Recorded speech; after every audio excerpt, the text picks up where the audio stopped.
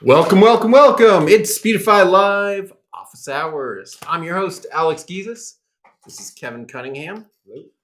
Kevin is the lead developer on Speedify. Speedify is, of course, our app. Look at that title. How Speedify beat the odds to keep you online. I see Roy. All right, Roy is congratulating us on beating the odds, which is apparently the title for this stream. I'm not quite sure why. All right. So Speedify, of course, is our app that lets you combine multiple internet connections. Here it is running on this PC, this Mac. Right now, I'm combining a Comcast Ethernet to a Comcast cable modem, Wi-Fi to a Starlink, and USB to an iPhone, giving me 3 connections here that we're combining to keep us online no matter what happens. It's awesome. All right. Questions coming in. Pyro. What is Speedify doing to reduce the amount of CAPTCHAs? We're interested in what server you're on. We've noticed that certain servers get more CAPTCHAs than others. We try to clean those up. Tell us what server you're on, and try a different server as well. See if different servers are better.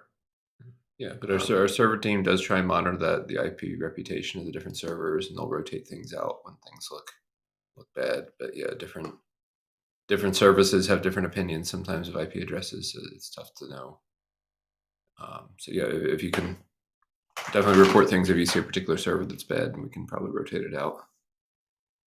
Cool. So you guys figured this out already, I think, but you just post comments underneath. We will see them. We will answer them. This is your show, your time. Whatever we can do to help you. For you. Right. I'll answer this. Hadi asks, why does the application run the internet for free in some countries?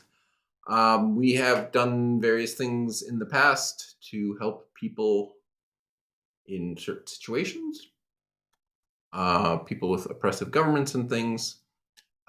We've given away free data. These offers come and go. Right now, there are less than we've had in the past. I'll be honest. A lot of abuse lately. Try to give it to some people, and we get all kinds of crazy people trying to firewall in to get the free data to get in on the deal that we offered to the people who are, being brutally oppressed. It's actually pretty upsetting to me to see people abuse things like that. So we're going to do a lot less of that going forward. All right. Stony the Works. Hello. Can you maybe make an option to bypass any specific app website manually instead of just having a short list of sites and apps and a few suggestions? Yeah, I think that's something that's been in our mind. We definitely expanded the list a lot over what it was. A few months ago, we have a lot more options there. Popular services that financial services and things like that tend to block Speedify. So we've expanded that list more, but I think we do have in our minds that we want to add in the option to let people specify manual things in the future too. I don't know exactly when we'll get to that, but on Windows, using yeah. the command Right, line yeah. interface, the Speedify CLI, there are actually options to manually add things now. Right, yeah. Windows and It's a Linux, little you technical. can use the CLI, but if you're on a phone or something, we don't have that option right now. So more. I wanted to bypass OBS Streamlabs, so it only runs through my primary internet, not the Speedify VPN. But this is impossible. If you're using OBS, If you you're on might be on Windows or Linux. Yeah, Are you? if you're on OBS on Windows, or Linux, and that you could do that. But I'm also curious why. Why do you want to bypass OBS and not run it through Speedify? 'Cause certainly a lot of people, I think, want the protections of Speedify and the multiple connections for their stream. So I guess tell us more. What's your use case? Ebulant asks, my cellular data is faster than my Wi-Fi, but I need my Wi-Fi in order to do stuff like updating my iPhone's latest OS. I tried connecting both at the same time and put the bonding mode to redundant and transport mode to UDP. Because I want to make my iPhone think that I'm on Wi-Fi while I'm actually using the speed of my cellular data. So that doesn't sound like the right settings for you. So redundant means it's going to send the data over both your Wi-Fi and your cellular, sending copies of it, but it's not actually going to bond them. So if you want to prefer to use your cellular, you can just set your cellular to primary, and you could optionally keep your Wi-Fi as primary, or put your Wi-Fi to backup if you really wanted to use your cellular data. But I would recommend probably that you go with the default, have the Wi-Fi as primary, your cellular is secondary, and if your Wi-Fi is slow, we'll kick in and add in the cellular when needed. But still prioritize doing things on your Wi-Fi. But yeah, depending on your use case, you can play with the priorities. But yeah, you definitely don't want to put it in redundant mode. I wouldn't think for your use case. All right, Stoney's back saying, I'm running on Windows. Yeah, okay.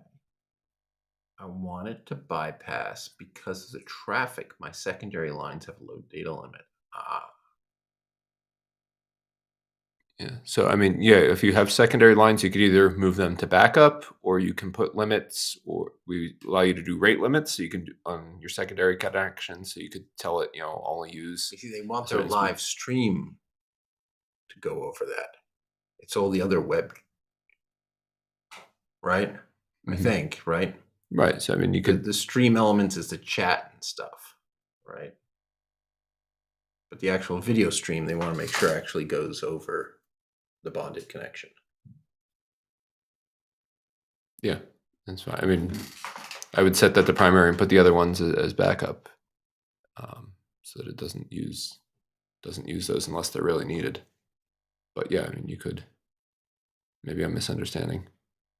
See, I think they're doing a live video stream, Hmm. and that they want it to go crazy and use all the bonding and stuff. And at the same time, they're doing chat and stuff, and that is way lower priority, and they don't want that going over. Right? So simultaneously, they have a live stream that they want to have bonded, and it's probably marked as high priority as stream. Oh, I thought they were saying they wanted to bypass OBS, which would be sending the.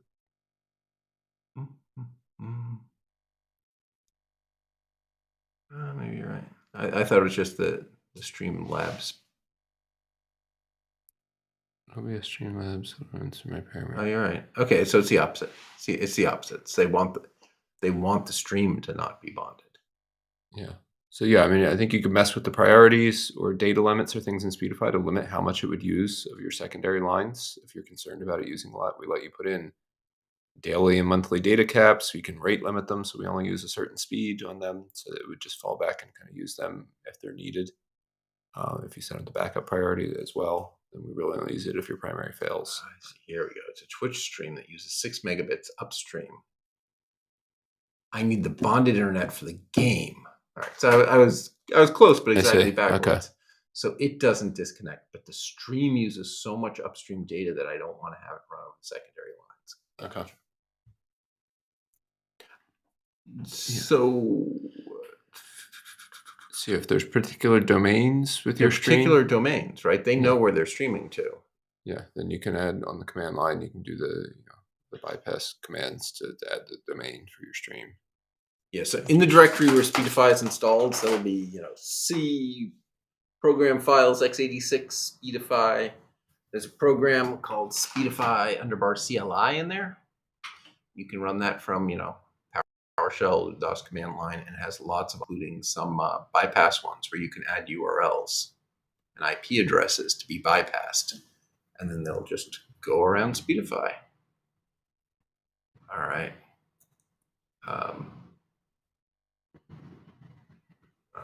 We talked about that already. Sorry. Carl's saying Smooth WAN has custom bypass settings for Speedify. Yeah. All right. New one. Here we go. I'm setting up a friend on Speedify with Starlink and PTP. What is the pricing structure for dedicated IP? Otherwise, I'd add WireGuard back to my house, but I don't like the extra step. At this point, our only option for a dedicated IP address is a dedicated server. So Which is costly. It's $900 a year. But it gets you more than a gigabit of server capacity dedicated to you. You don't ever have to worry about things slowing down. You can hit speeds higher than 300 megabits. You can do port forwarding, set IP addresses, set certain ports that hit the server or forward it through you. So there's a lot you get for that $900. But that is it. All right. Great. Is there a specific IP? Yes. If you know the Twitch server's IP address, that is one of those options. Yeah, you can do that, or if you know a particular domain that it uses, because maybe sometimes it switches IPs, then you can put the domain in as well. There's an add domain option or an add IP option. So, one more thing to cover today. I might say completely off topic, but since we're in Philadelphia, the chip cam. It's that time of year. Here's potato chips is coming out with their weird Philadelphia flavors, as they do every year. We're not sponsored. No one's giving me money. I just love these chips. Or I love the ritual of trying the crazy new chips and discovering whether I love them or hate them this year. So as we continue to answer your question, we got 3 this year. We got tomato pie from Coro Police Italian Bakery, right? So they let local suggest flavors. And then we got roast pork sandwich from John's Roast Pork, and Korean barbecue wings from Mike's Barbecue. So I'll get sandwiches from John's, and I will get barbecue from Mike's. I don't know Cora Police. But hey. So yeah, how popular is tomato pie outside of the Philadelphia area? I don't know. Like, do people know what that is? Yeah. Or That's right. So we'll start here. Is tomato pie even a non-Philly thing? It's pretty much a. Let's see what these look like. Oh, they are super colorful. All right, but before we try them, let's answer some questions. All right. That one was the last one we had. I can't use Omegle. I forget what that service is, but it's a particular service. So yeah, I would try a different server.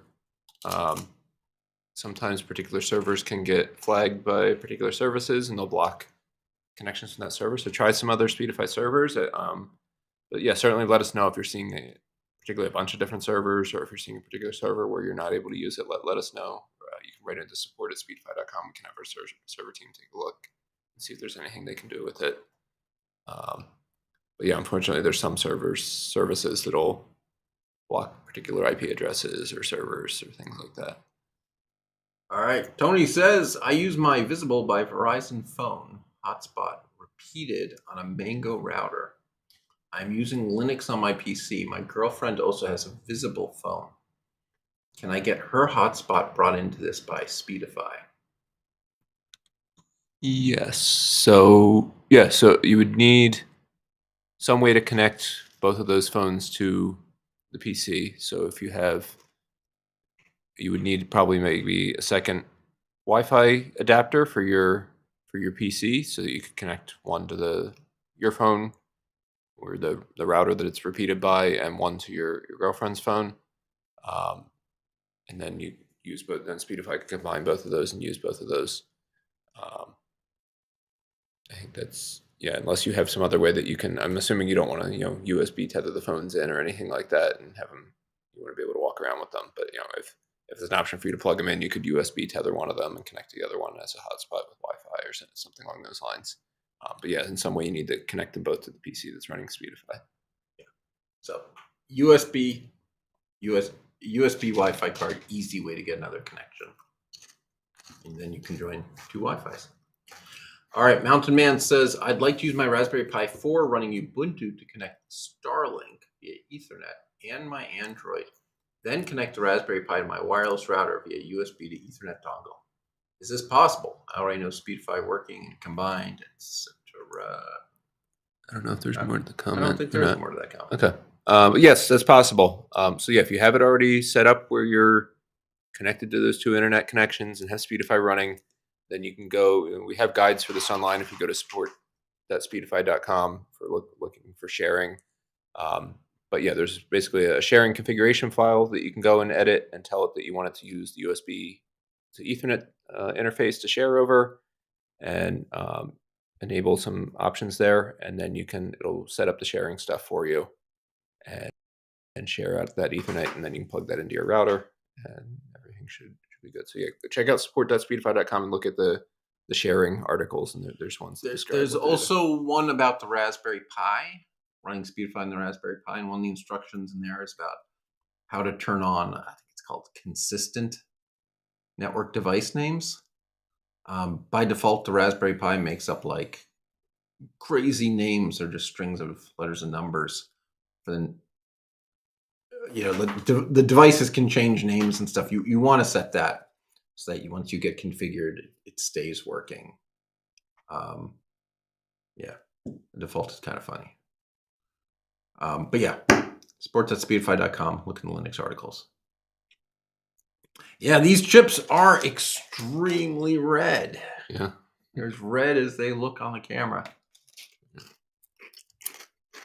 They're also surprisingly sweet. Yeah. So yeah, it does have a little bit of that tomato pie flavor. Kind of ketchupy. Yeah. I mean, yeah, a tomato pie is kind of like a tomato paste, basically, that they put on top. It's kind of the consistency of it. Oh,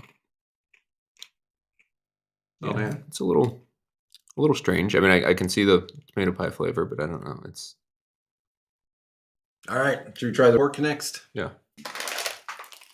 All right. Get those out of the way. All right. So roast pork. All right. I see them. They're pretty regular looking. Little flecks of green and things on them. Smells like roast pork. Yeah, it actually does. Oh, Lord. Tastes like a roast pork sandwich. It does. It's interesting. How do they fit all that flavor in a chip? My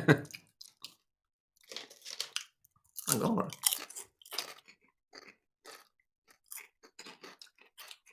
Yeah. Roast pork, That one's broccoli rabe. That one's pretty good. Yeah. Tastes it all. All right, that quite honestly, so far this is the winner. Yeah. It's crazy. It really tastes like a roast pork sandwich. All right, before we go to the next one. All right. For your information, thank you for these live streams. I really do love that you guys make yourselves available. Yeah, 4 years of Speedify. Nice. It's great. All right.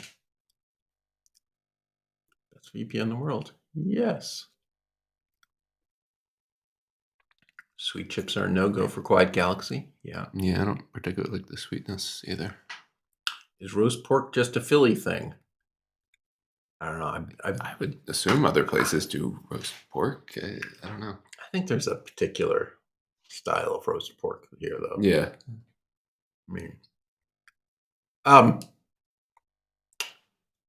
maybe we know why Morocco is banned from using your app. I mean, at this point, we're so blocked in Morocco by the local carriers that we've removed it from the app store and stuff, until we have a better solution. Don't want to be wasting people's time if we don't think they're going to have a great experience. All right, Stoney says, when I turn Speedify off and on, do I have to restart the browser for the connection to go through Speedify? Kind of curious about how all this works. Usually, no. The VPN shows up as the default route for the operating system at that level, and so usually things will just recognize as they start sending traffic. It'll just recognize that the default route has changed and start sending it over the correct path. There are, on certain operating systems with certain apps that bind to specific interfaces, you might want to take usually they're good about re-recognizing when the VPN gets connected or disconnected, but sometimes certain apps you may have to restart it to kick it and make sure that it's going over the VPN. But in most cases, that's not necessary. It just works. Like Tony Kelt, I didn't want to USB tether one of the phones, but that does seem to be what I'll try later. It goes back to that other question. Yeah, there's that other question. Yeah. So I mean, yeah, if you can get a USB Wi-Fi interface that'll work on your PC, then you can have two Wi-Fi interfaces. You connect one to the phone, one to the other phone. That's the one way of doing it. But if you same question. Yep. Yeah, so I think USB Wi-Fi, you can get another connection.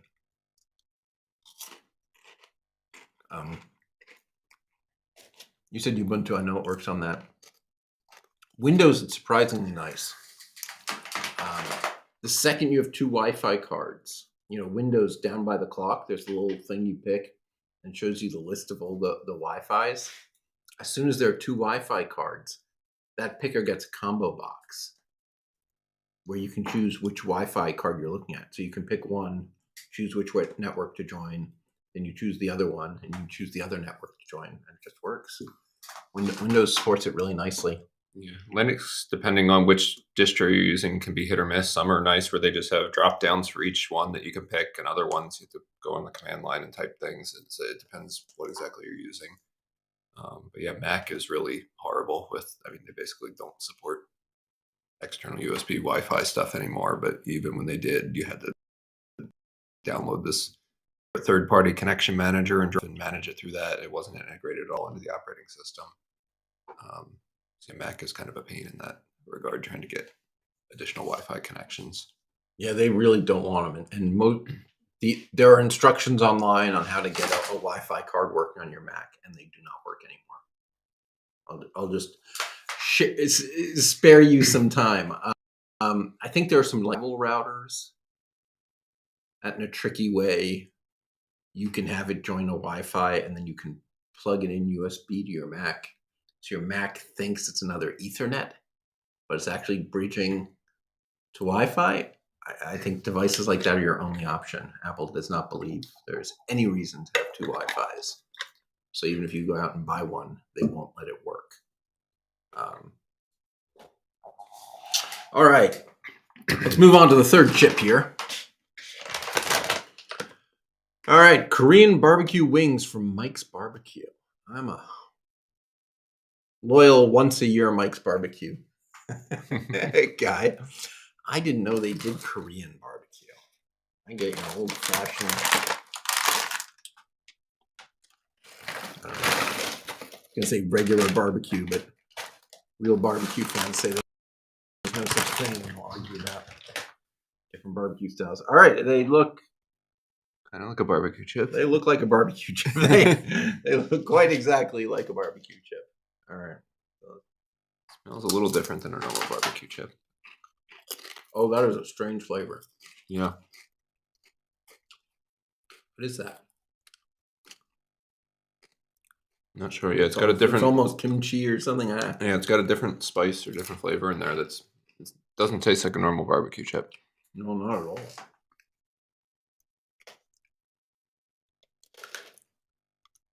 I feel like I'm supposed to know what that flavor is. Yeah. That's so different coming off a chip. Yeah. What is the difference between those and regular barbecue? That they taste completely different. Yeah. I don't know. I don't particularly like it. Ginger? I don't know. Yeah, it's ginger, I There's think. a lot of ginger in there. Yeah. Yeah. Yeah, it definitely has a ginger flavor to it. Yeah. If you're asking which one to try, I'd go with the roast pork. Yeah. All right, so ingredients: potato, vegetable oil,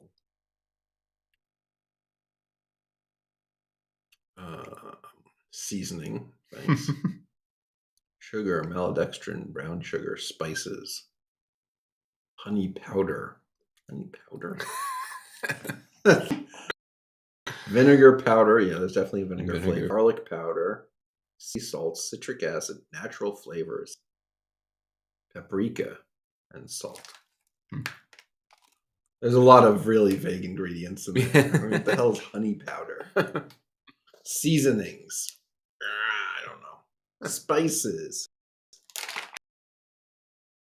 I've read the ingredients. I still don't know what's in this.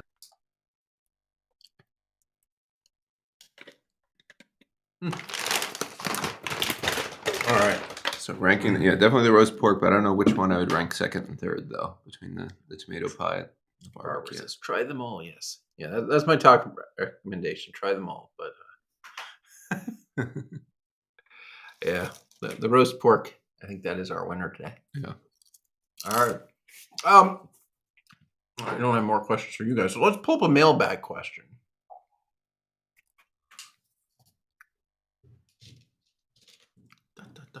So let's go to the mailbag.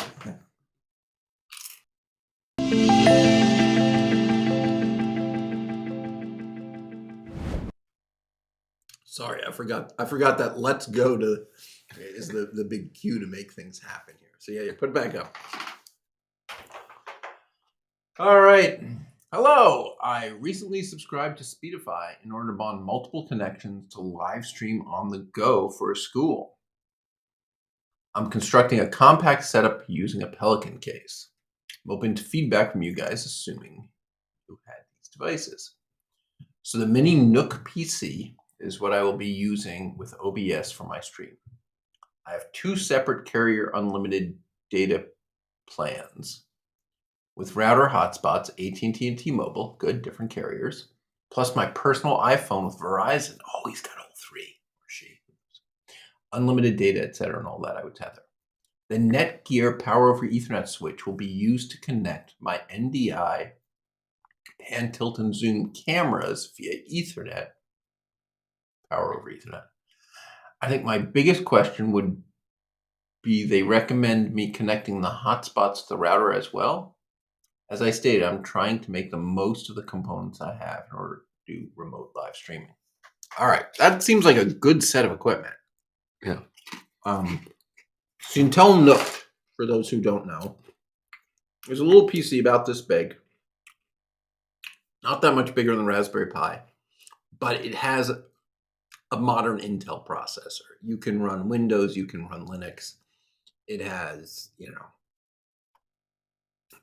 huge amounts of horsepower. It is, more than 10 times faster than Raspberry Pi. So you can actually, run OBS on it and process video right there in software in a way that you can't with Raspberry Pi. Also costs 20 times as much. It's high hundreds of dollars, where Raspberry Pi might be $35. But hey, so you got that guy. You're running OBS. You run Speedify on it, and then you just need to get Speedify connected to each of those 3 internet connections. Yeah, so certainly with their phones, and you can, particularly if you want to set up on the go, being able to USB tether them into the PC is probably a good idea. That keeps power going to them. Yeah, I mean, you could certainly play around with, doing a Wi-Fi hotspot off of one of them, but you probably still want them to stay charged anyway. So yeah, I would say, when possible, do USB tethering, but if not, then you can do Wi-Fi tethering for that type of setup. But yeah, you need to get them all connected to that PC as different internet connections in order for Speedify to use them. So let's see. Which things were power over Ethernet? The Netgear power switch to the cameras. To the cameras, right? Yeah. The Ethernet. Okay. I assume they're running Windows, right? I assume so. I mean, you could run Linux or Windows on that, but yeah, I would think probably usually people run Windows on enough PCs. But yeah, I'm not sure. Okay. Yes, that should work.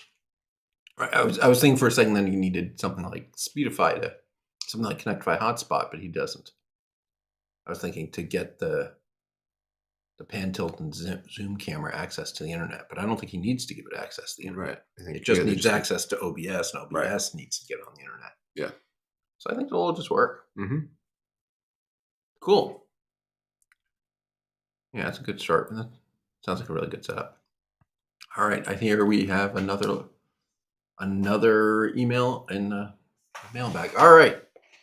Hello. Oh, yeah, I think a little small for us. Hello, I would like to start streaming IRL in real life. This is where I need your help. I have a camera and a microphone, but I can't understand the internet part. I see that I have 2 options. I can use my phone as a hotspot, and I need to buy a SIM card with a lot of data in it, right? Or I can use a modem with a SIM card in it. So I'd like to understand if I am right or not, and where's your solution go? Does it help with the internet stability? If I buy a subscription, will I be able to do IRL streaming without buying a SIM card or a modem? I really appreciate your help because I'm a bit lost with all the information I can find on the internet. Thanks. Ken, take it away. Yeah. So yeah, I guess to kind of address the one question here. So Speedify is not an internet provider. We don't give you an internet connection. We just work over whatever existing internet connections you have. So yeah, you would need to have, a SIM card or some way of getting cellular data when you're out and about. So yeah, you need a SIM card or you need a modem, either of those. In terms of IRL options, I mean, it sounds like they already have a camera and a microphone that they want to use. But yeah, I think a lot of people end up just using their phone for IRL setups. You have an iPhone with a decent camera, and you can run Speedify on that, and connect the Wi-Fi to one. If you have 2 cellular modems, maybe you have the built-in cellular modem on your phone, and you can have that use one data network, and then connect the Wi-Fi to maybe a hotspot or modem that's running a different cellular provider, and then you have your 2 connections there. So that's what we do with a lot of our setups. Connect it to another phone or connect it to a little mobile hotspot. So that gives you two connections. You can bond those with Speedify, and then some people just use the camera right on the phone. I don't know. Are there ways of hooking in external cameras to an iPhone? I'm not really sure how that would work. If you had an external camera you wanted to use.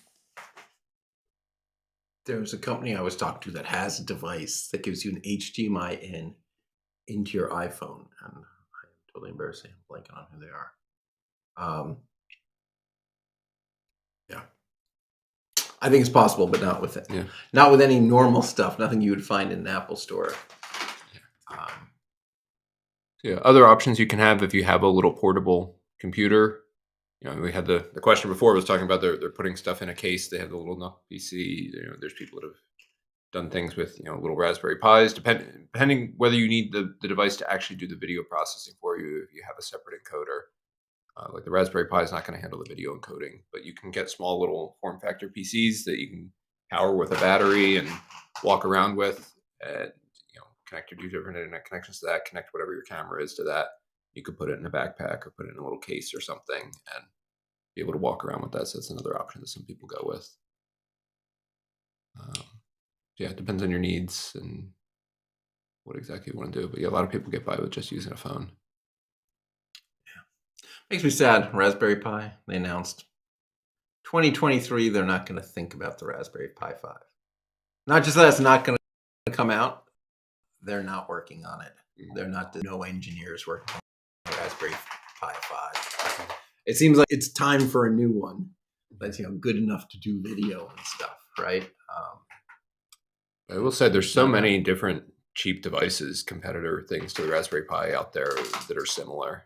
There's new ones all the time coming out, little ARM-based boards that there's plenty of newer options too, and things that are more powerful than Raspberry Pi that are worth trying. But it's nice having one that so many people use that software actually works on it because other people tried it already. It's easy to find help for it if something's not working. Pinouts and stuff for all those. All those people like Pi Moroni or whatever making all those weird daughter boards if you need to hook up something to your Pi that you didn't think of before. There's a good chance those guys have something that just snaps on. Does it. So anyway. Let's see. Somebody had a question here. Raven says, I use Speedify redundant bonding with two independent gigabit WANs for very reliable OBS and Zoom. However, I don't want anything else going through it. Can I use routing rules for this? Windows 11. So OBS is one thing, but Zoom does a lot of peer-to-peer stuff. Just merged WebRTC support into Master, but I don't think anyone's using it just yet. So it certainly is possible to set up rules saying, only this IP address, and it's the IP address that you stream to, should go over Speedify. But this Zoom doesn't just connect the Zoom servers; it tries to connect directly to the PC of the person you're talking to, so it can cut out those extra hops and latency. I know there used to be ways to bind, years ago with Windows, there used to be ways to bind particular applications to particular interfaces. And I don't know if any of that stuff still works. I haven't tried it in years, but there used to be little applications you could run and say, this application can only use this interface. But even with the WebRTC stuff, I don't know if that just gets around that. I'm not really sure. I haven't tried that in a while. So there's one setting that's important to all this.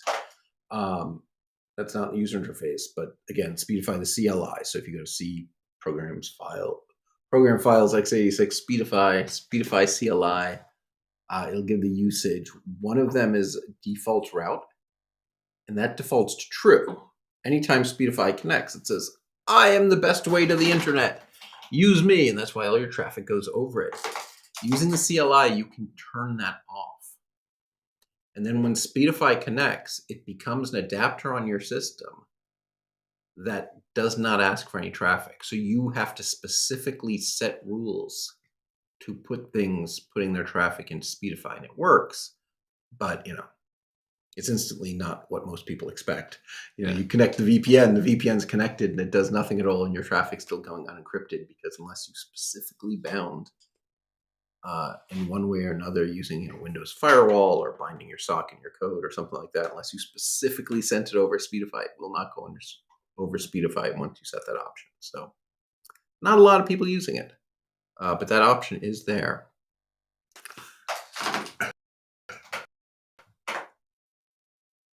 There's the second part of his question there, which I think you kind of just answered here, about overwriting the routing table. So he says, is there anything written up for that OBS setup? Speedify seems to be constantly overrouting my. Yeah. It by default claims to be the best way to the internet, and that'll blow away some things. Yeah. So there is that setting under Speedify CLI. I think it. If you just type Speedify CLI, it'll dump the usage. It's something like default route. It's like on or off, and it defaults to on. And if you turn it off, we won't do anything to the routing table, which means Speedify won't do anything unless you set a rule in your routing table to send some traffic to it. There you go. Have fun with it. Yeah, that's it. Actually, there's also installed in the directory of Speedify and Speedify CLI. There's a Speedify CLI.pdf, which is a rather enormous document. Some more explanation of all this stuff on all those commands in the CLI. That's worth a glance too. Yeah. But yeah, that default route is probably what you're looking for. All right, Speedify #1. Can't wait for more than 2 phone bonding update. Yeah, I can't either. We're excited about it too. Yeah, we took a break from working on that to come in here and talk to you guys. Fun choice. Pork sandwich. Delicious. All right. Well, what's Tony have to say? Can you connect to multiple VPN servers, Speedify? Like connect to one server in Amsterdam to our traffic and another server closer to my home for all the other traffic? Currently, no. That's an idea we've toyed around with or talked about as a possibility, but we have no plans to implement anything like that right now. So yeah, no, it's just one server at a time currently, but maybe someday we'll see. We've talked about things like that. Yeah, there's also the server-to-server idea, like that you connect to your local server and it connects to Amsterdam and sends your torrent traffic there, which is almost the same thing. But that's not implemented either. Right. All right. Well, we're here at 2:43. Go look at our website, speedify.com. There is a sale. Constantly threatening to end it, but I guess it's got to be the summer sale now, right? Yeah, it's a summer sale. So yeah, again, 3 years of Speedify for $150 as the greatest price you will ever find. It's not a subscription. At the end, we won't charge you again. It's just 3 years of service. It's a pass. You buy it one time. Check it out, speedify.com. If you don't have Speedify, you can download it from there. We give away 2 gigs a month of usage, which, for some people is all they need. For most people, it's just enough to try it and realize how awesome it is and that they need to buy it. And that's cool too. So thank you, Kevin. I really appreciate you taking time out of your busy day to hang out with us. And thank you, everybody who asked questions and everybody who lurked in the crowd. It's nothing. Appreciate you too. So cool. All right. Oh, thank you, Stoney. Thank you for joining us. Thank you. Appreciate you all. I will see you all online. Bye-bye.